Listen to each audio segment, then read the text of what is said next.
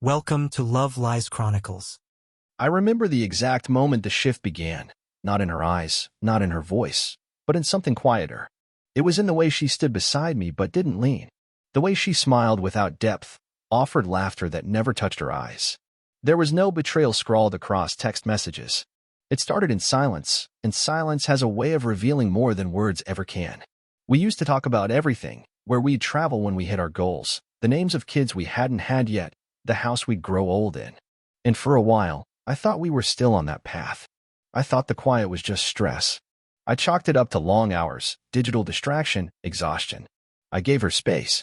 I thought love meant giving someone room to breathe, not chasing them down every time they pulled away. One evening, after a particularly long day, I asked her if she wanted to do something together. Simple, watch a show, take a walk, make dinner together like we used to. She looked up from her phone, gave a slight frown, and said, "Why do you always need me around? Can't you do things for yourself?" I shrugged it off at the time. Maybe she was just tired. But it stuck with me, the way her voice held no warmth. That weekend, I tried again. I made her breakfast, nothing extravagant, just the way she liked it. Toast, soft eggs, a cup of tea with a ridiculous splash of almond milk and a cinnamon stick. She used to say that made her feel spoiled. But when I placed the tray near her and leaned down to kiss her cheek, she pulled away like my lips were cold. "You're doing too much," she said, not meeting my eyes. "I don't want to feel indebted to anyone." Indebted. That word clanged around in my mind for days. I didn't do things to earn something in return. I did them because I cared. Because I thought that's what love looked like, investment, not transaction.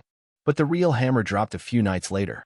We were sitting on opposite ends of the couch, watching some forgettable movie. I asked her if something was wrong. She paused the screen and turned toward me, her face unreadable. "I'm not yours," she said, with a strange calm. "I don't belong to anyone." She said it not with anger, but with conviction, like she was reading a line she'd been rehearsing. There was no softness, no room for discussion. Just a wall. A hard, cold wall between us. I didn't ask her what she meant. I just nodded slowly and turned my face back toward the screen. Whatever movie we were watching kept playing, but I didn't see a frame of it. That sentence echoed in my head for the next several days. I don't belong to anyone. What did it mean? Was it a rejection of marriage? Suddenly, everything started making sense in reverse. Her emotional distance, the avoidance of physical affection, her new interest in autonomy podcasts, the subtle contempt in her eyes when I offered something, a helping hand, a compliment, a moment of vulnerability. It was all part of a quiet unraveling I hadn't been invited to witness. She was removing herself from me, but she didn't have the courage to say it outright. Instead, she declared it like a philosophical stance. I started to see more signs. She started dressing differently, not for me. Her phone was always face down. She turned off notifications she used to leave open. She started using words like energy and alignment, but only when she needed to dismiss something I said without being direct. When I asked her if she wanted to plan a short trip, she shrugged. "That's more your thing than mine," she said. "I don't want to do something just because you want me there." As if wanting her presence was some form of control. We'd sit at the same dinner table and feel worlds apart. I'd ask questions, try to engage her. She'd answer in fragments, or not at all. Her eyes would drift toward her phone, her wine glass, the flicker of the TV. And through it all, I kept showing up. But her words lived rent-free in my head. I don't belong to anyone. So every time I offered closeness, it felt like I was trespassing. It was around then that something inside me began to harden. If she didn't want to be claimed, then maybe I shouldn't keep arriving as someone who was devoted to her. If she saw herself as unaccountable to the relationship we built, why should I keep investing in a bond she refused to honor? She had declared herself sovereign. And maybe it was time I stopped trying to be her sanctuary. Because love without belonging isn't love. It's proximity. And I was tired of being close to someone who no longer wanted to be held. After that night, I stopped asking her to show up. Not out of pride. Because something inside me finally accepted that she didn't want to be chosen, not by me, not by anyone. She didn't crave connection anymore. She craved freedom. I stopped pretending not to notice when her phone buzzed past midnight, or when her replies came slow and disinterested, as if speaking to me was something she felt obligated to do. I didn't call her out. I just stopped stepping in. She didn't notice at first. Or maybe she did and chose not to react. Either way, there was no confrontation. No, "What's wrong?" or "Why are you acting like this?" It was as if the slow death of our closeness had gone unnoticed even by the one wielding the knife. For a time, I became an observer. I studied the shifts, how she changed her scent, now something floral and unfamiliar. How her gym visits extended by hours with no visible change in her routine. How she began deleting text threads, her finger pressing the screen just a little too quickly. One night, I returned home to find her already asleep, at least pretending to be. The bedroom smelled faintly of cologne I didn't wear. There were 2 wine glasses in the sink, not one. A third towel hung drying by the bathroom heater, and her jewelry box was cracked open, with pieces missing that I hadn't seen her wear in years. I didn't accuse her. Instead, I began preparing my exit from the inside out. I spent less time speaking and more time observing. I started managing my own affairs differently, quietly splitting finances, backing up key documents. I created distance with discipline. I'd smile politely at her in the morning, ask nothing, expect even less. My routines became my own again, silent breakfasts, solo evenings, weekends filled with errands I didn't explain. At work, people asked me if everything was okay at home. I told them yes with the kind of practiced ease that only comes from disappointment. And in some strange way, the lie was easier than the truth. Saying things were fine allowed me to keep the illusion alive long enough to build my exit quietly, without tipping her off. She began talking more about her new perspective, the need to live without rules. She reposted quotes about breaking generational chains, about being too wild for one person to hold, about refusing to settle into the numbness of traditional love. Each post felt like a stone she was stacking between us. The irony wasn't lost on me. She preached liberation, yet every version of her newfound freedom required silence from me. Her independence thrived on my restraint. She needed me passive so she could feel powerful. The less I engaged, the more she seemed to unravel. She confused my silence for indifference. Once, I overheard her talking to her friend on the phone. I think he's shutting down. I don't know why. Maybe I've just outgrown him. Her voice carried no sorrow, just a casual dismissal. I almost laughed, because she still didn't understand. I wasn't shutting down. I was stepping away, inch by inch, without leaving a trace. One evening, she came home later than usual, dressed in something far more provocative than I'd seen her wear for me in months. She didn't offer an explanation, nor did I ask for one. We sat in the living room like strangers occupying the same space out of coincidence. She scrolled on her phone. I read a book. The silence wasn't awkward anymore. It was natural. I don't know what happened to us, she said suddenly, eyes still on her screen. I closed the book gently, marking the page. Nothing happened, I said calmly. You made yourself clear. You don't belong to anyone. Her head tilted, slightly thrown off by my tone. She didn't expect me to echo her words back. I didn't raise my voice, and that's what shook her. For the first time, I saw a flicker of uncertainty in her expression, as if she realized she was playing a game I no longer participated in. I wasn't one of her followers hanging onto every defiant post. I had become something far more dangerous, someone who simply no longer needed her validation. It wasn't long after that when she started trying to re-engage, small things. Cooking a favorite meal she hadn't made in a year. Asking if I wanted to join her on a walk. Complimenting a shirt she once said made me look old. I responded politely, but never with enthusiasm. I wasn't being cruel. My detachment wasn't a punishment. I had listened to her declaration and taken it seriously. She didn't belong to anyone, and I wasn't going to keep fighting for space in someone's life who viewed love as a burden.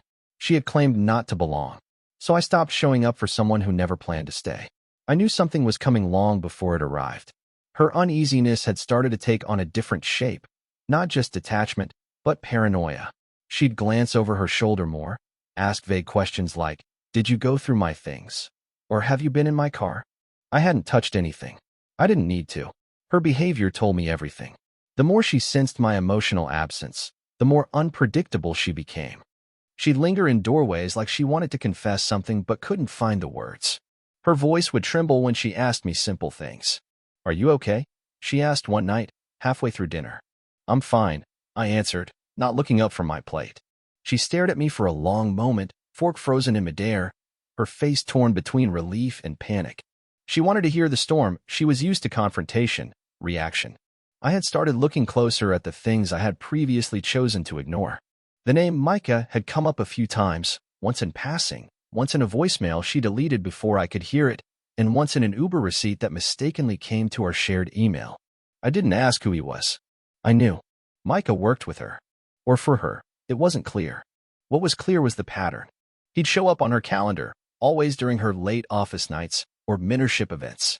He had no digital footprint beyond a vague LinkedIn page and a few tag posts on her social media that had since been removed. Clean, efficient, like a man who understood discretion. So I started paying attention to things that couldn't be erased. Location tags. Payment histories. The way her voice subtly changed when she spoke to him on speakerphone, she'd soften her tone, laugh too easily, fall quiet when I entered the room. One night, while she was in the shower, I walked past her laptop left open on the kitchen counter. A single tab stared back at me, an email draft, not yet sent, with a name at the top. Micah. The message wasn't long. Just a few sentences. Enough to confirm everything. Next weekend should work. He'll be at that conference. I'll tell him I'm working a double. There was no ambiguity. She wasn't planning to leave me, she was planning to cheat with precision, with someone she clearly trusted more than me. I didn't confront her. Instead, I confirmed my suspicions with certainty. A colleague at work owed me a favor, a quiet, discreet favor. Within a few days, I had what I needed: timestamps, locations, silent photos from a parking garage downtown. Her car parked beside a silver Audi I'd never seen. Her stepping out in a black dress I'd never bought. Him opening the door for her like it was a routine they'd long perfected. In one image, they stood close enough to kiss. In another, they did. She had orchestrated her lie well, but not perfectly. It wasn't just the affair that betrayed me, it was the narrative she was building behind my back. One that painted me as controlling, possessive. She was laying the foundation with friends, coworkers, even family. I saw it in her texts, forwarded to me anonymously by someone I didn't know. Someone who had clearly had enough of watching her manipulate everyone around her. Maybe it was a mutual friend, maybe a silent observer. She's been saying he's emotionally cold, one message read. That he's the reason she needs to escape. She told a friend you guilt her into staying. That you think she owes you her life. It was surreal reading those words. Me, the man who never raised his voice, who showed up, who made room for her identity even when it meant losing parts of myself, was now being painted as the villain in her revisionist story. She wasn't just having an affair. She was preparing a story to justify it. That was the double deception. She was never going to leave like a grown woman. She needed me to wear the mask of the bad guy so her exit would come with applause, not accountability. I saw it clearly for the first time. Her declarations of independence weren't rooted in empowerment. They were preemptive alibis. She was rewriting the script to absolve herself of guilt, and if I hadn't stopped showing up emotionally, I would have walked blindly into her narrative. That night, I sat alone in the den, reviewing everything. The photos, the messages, all the pieces of a puzzle I hadn't wanted to assemble. This wasn't just infidelity, it was fabrication. Betrayal born not of weakness, but design. And now I understood why her philosophy about not belonging mattered so much to her. It wasn't a belief. It was her defense. If she didn't belong to anyone, then no one could accuse her of betraying anyone. And now I had a choice. I could confront her and force a fight she'd prepared for. Or I could unravel her plan without saying a word. I didn't need revenge. I needed clarity. I needed to be free of her without becoming the monster she needed me to be. Because she thought she was running the story. There was a time in my life when betrayal like this would have pushed me into impulse, rage, confrontation. But I had grown out of that. She mistook my stillness for weakness. But I had learned that silence isn't submission. I gave her just enough comfort to think she had fooled me. I kissed her cheek in the morning, thanked her when she made dinner, offered no resistance when she said she was going out with the girls. I even smiled when she floated the idea of a weekend retreat for self-discovery. I told her to enjoy it. I meant it. What she didn't know was that every step of her freedom was being documented, not by me, but by someone who had once been loyal to her and now could no longer stomach her deception. The photos, the audio clips, they didn't come from a private investigator. They came from the inside. Someone close enough to know her patterns, her lies.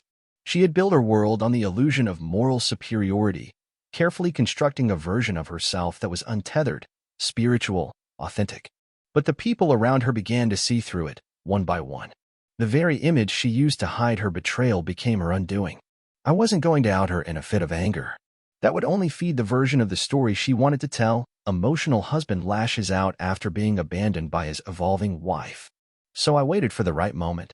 It came during a dinner party she insisted on hosting, a small gathering of close friends and coworkers. She said she wanted to reclaim our space, a laughable phrase considering she'd already emotionally moved out of it. She dressed up that night. Wore the dress she'd once claimed was too revealing for work events, now suddenly acceptable. She floated through the house like a hostess on a talk show, pouring wine, laughing too hard at jokes. Micah didn't come. He wouldn't have dared. But his presence lingered, in her glances at her phone, the way she checked the door one too many times. I recognized the look because I'd once been the man she waited for with that same restlessness. When the dinner plates were cleared and people settled into their drinks, I stood up to thank everyone. No slamming fists or angry speeches. Just gratitude. But before I sat back down, I made a quiet announcement. I've accepted a new position, I said, smiling. It's out of state. I'll be moving in 2 weeks. The room buzzed instantly. She froze. It was the first time I'd seen her speechless in months. Her glass hovered midair, her lips parted, but no sound came out. I hadn't told her. She assumed she was in control of the timeline, but she wasn't. Oh, she finally said, voice too high. When were you going to tell me? I turned to her, calm and collected. Tonight seemed perfect. You always say transparency is sacred. There was a murmur of polite laughter from the table, but a few faces looked uncomfortable, people who had already seen the cracks in her narrative, who had noticed the distance and were beginning to ask questions of their own. I didn't need to spell anything out. When guests finally left and the door closed behind the last forced goodbye, she rounded on me. You're moving? She snapped, the calm mask slipping. Just like that. I shrugged. You said you didn't belong to anyone. I assumed you'd appreciate the autonomy. Her eyes narrowed. You're doing this to punish me. No, I replied. I'm doing it to stop punishing myself. That's when she lost it. The composed, detached persona crumbled under the weight of her own duplicity. She accused me of abandonment, of betrayal, of weaponizing silence. She wanted to claim moral high ground while standing in the ruins of her own lies. So I gave her one final gift. What's this? She asked, clutching it like it might bite her. Proof, I said simply, of everything you've done, and everyone you've involved. She opened it, her hands trembling. Photos, dates, transcripts. Everything she tried to keep hidden now laid bare, gathered not out of vengeance, but for clarity, for closure. Just so she'd know I knew. And so she'd never again be able to lie about what happened between us. She looked up at me, eyes wide. You were watching me? No, I said, stepping back. I was listening. The difference is, you were the one speaking. For the first time, she had no counter-argument. No pseudo-philosophical quote to throw at me. No jargon about self-growth or enlightenment. Just silence. I slept in the guest room that night, door locked. Because I didn't want to see her fall apart. I wasn't interested in watching the collapse. I had already lived through enough of the erosion. In the days that followed, she tried to claw back some version of us. She cried in the kitchen, lingered in the hallways, left notes on the bathroom mirror that said things like, "Can we talk?" Or, "I miss you." But I never responded. Because I had already talked. I had talked through my patience. Through the long drives and late-night efforts to connect. I had spoken 1,000 times in actions she dismissed. And now I was finished. Her declarations of independence came at a cost she never calculated, that I might one day agree with her. She didn't belong to me. And now, finally, I didn't belong to her either. The house felt different once I stopped responding. As though something heavy had been lifted from the walls themselves. It wasn't just her energy that had drained out of it. It was mine too. The part of me that used to wait for her laugh to echo in the hallway. She stayed, for a little while. Told me she needed time to process. I said nothing. Processing is easy when you've already made peace. The real work is in untangling what you thought was love from what turned out to be theater. And I had done that work. Quietly. Thoroughly. Every performance, every deflection, I had cataloged it all, and with each entry, I'd stepped 1 inch farther from her orbit. I came home one evening to find her crying in the dining room, clutching a photo of us from our 2nd anniversary, back when we still believed the same story. I didn't interrupt her grief. I walked past it the way you walk around broken glass, carefully, respectfully, but without the intention of cleaning it up. Later that night, she appeared in the doorway of the guest room, eyes puffy, her voice tentative. I made mistakes, she said. I didn't know what I was doing. I didn't correct her. She did. She knew exactly what she was doing. She just didn't think I'd find the courage to stop making excuses for her. I thought you'd always be there, she whispered. She mistook my consistency for permanence. She believed my devotion was unconditional because she needed it to be. It gave her permission to take more than she gave, to drift without consequence. "I'm sorry," she said, and for a moment, I believed she meant it. But apologies are funny things. They rarely erase damage, they simply acknowledge it. And when you've lived long enough with someone who sees love as optional, an apology feels like a bandage offered long after the wound is scarred. I didn't ask her to explain the months of silence, the calculated lies, the performance art she passed off as liberation. I just looked at her and said, "I know." That was all.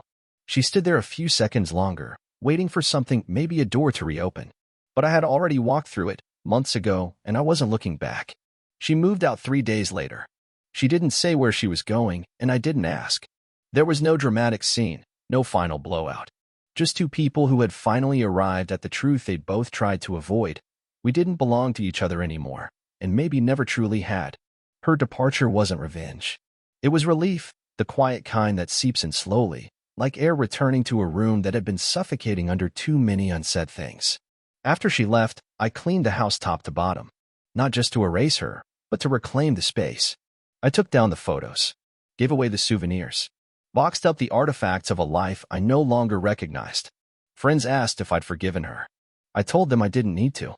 Forgiveness implies a continued relationship, even if just spiritual. What I had done was detach. I no longer needed to understand her choices. They were about her discomfort with intimacy, her fear of stability. I had simply been the canvas on which she projected those unresolved things. One day, months later, I ran into someone we used to know. A mutual friend, more hers than mine. She looked surprised to see me smile. "You look lighter," she said, hesitating. I nodded. "I am."